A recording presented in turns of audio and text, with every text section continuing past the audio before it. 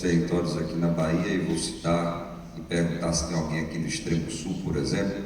Extremo sul tem gente aqui?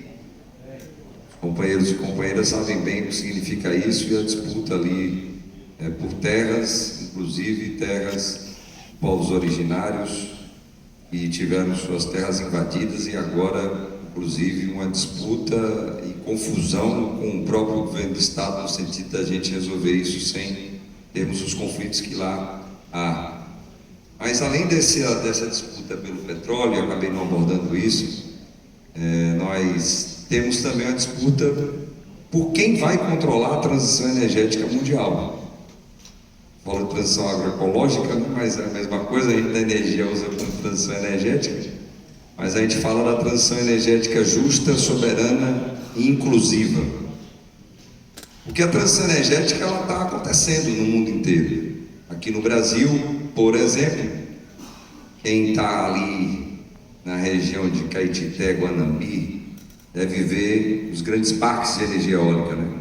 A Bahia hoje é a maior geradora de energia eólica do país, e se fosse um país seria a maior geradora de energia eólica do mundo. Já também com grandes parques de energia solar, já com empresas vindo para cá para a produção de biocombustíveis, não só o biodiesel, que está ali o Sérgio da Pebio, mas também o etanol do milho, o etanol da cana-de-açúcar, avançando aqui no estado da Bahia. Agora, essa transição energética, ela está gerando uma nova indústria aqui no país, gerando emprego de qualidade no Brasil, gerando renda aqui no Brasil. Onde são feitos os aerogeradores, onde são feitos os eletrolisadores que geram hidrogênio verde, onde são feitas as placas fotovoltaicas, de onde são esses grandes conglomerados do sistema capitalista que chegam aqui para dominar os biocombustíveis, disputando terras, inclusive com a agricultura familiar, e sem envolver a agricultura familiar como uma possível fornecedora de insumos para a produção de biocombustíveis. Estou falando aqui no estado da Bahia, viu, gente? A gente viu a Impasa chegar lá no oeste, Luiz Eduardo Magalhães. Que diálogo houve com a FETRAF, com o MPA? Houve algum diálogo? Chegando outras empresas aqui. Então, como a gente colocou, e a crítica construtiva ao nosso governo, ao governo que nós ajudamos a eleger, e precisamos defender. Até porque o governo ia para a coalizão, né? O PT comanda sozinho, tem um bocado de partido ali naquele negócio. Então a disputa continua no próprio governo, o governo é em disputa sempre. Então o agro, ele acaba pressionando o governo para que os interesses do agronegócio eles sejam atendidos no tema da transição energética, que aqui no Brasil vai para a rota tecnológica dos biocombustíveis, sem envolvimento dos trabalhadores e trabalhadoras também do campo. Então é algo importante que acabei deixando de registrar, mas lembrar aqui também, e valorizando o trabalho dos companheiros e companheiras aqui no campo, como aqui também foi dito, se a cidade ou se o campo não planta, a cidade não janta. Aqui nós temos de fato impactos, né, com relação ao meio ambiente. As mudanças que temos no clima atingem a todos e todas nós, com seca ou com chuvas grandes. Mudanças trazem impactos para a sociedade. E aqui no Brasil, diferente do resto do mundo, 76% dos gases de efeito estufa que são lançados na atmosfera e que aumentam as temperaturas vem de onde? Vem do mau uso da terra, das queimadas e do desmatamento. É feito por quem? Pela agricultura familiar? Pelo agronegócio brasileiro. Então, se aqui no Brasil a gente quer enfrentar esse tema, precisamos enfrentar a raiz, quem causa de verdade, que é o agronegócio, não a agricultura familiar. Até porque, como a gente está falando, a gente deu o exemplo da Bahia, mas vamos pegar o Brasil. Matriz elétrica brasileira 90% renovável.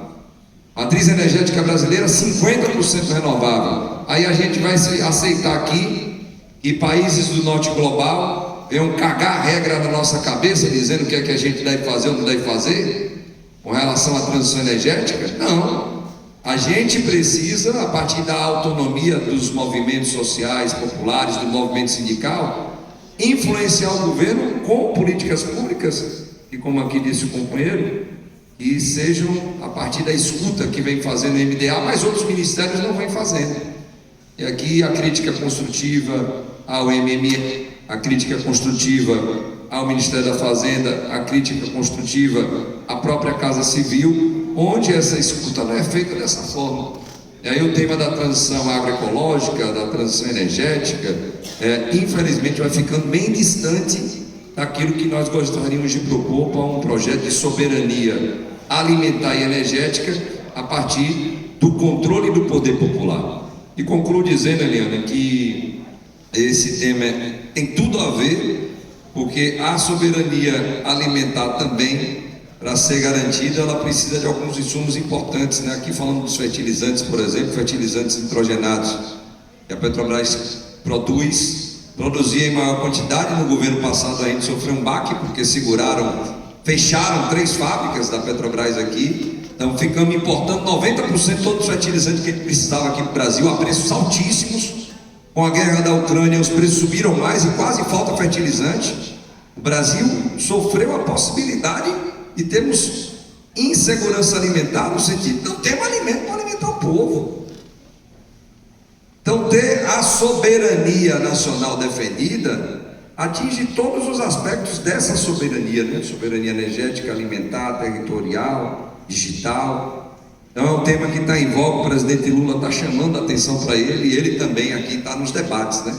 Os debates no dia a dia, no olho a olho que a gente falou, no tete a tete que a gente precisa fazer com a população brasileira. Agradecer mais uma vez de coração, dizer que a gente está sempre à disposição, Eliana, para estar ajudando, contribuindo de alguma forma, e parabenizar o brilhante trabalho que a FETRAF faz aqui no estado da Bahia, organizando os trabalhadores e trabalhadoras do campo e trazendo esse debate também para a cidade, porque nós somos classe trabalhadora, nós vendemos força de trabalho para ter comida no final do mês e pagar nossas contas. Por isso somos todos da mesma classe e precisamos defender esses que podem nos representar nos espaços de poder. Muito obrigado, gente. Vamos à luta. Obrigada, David.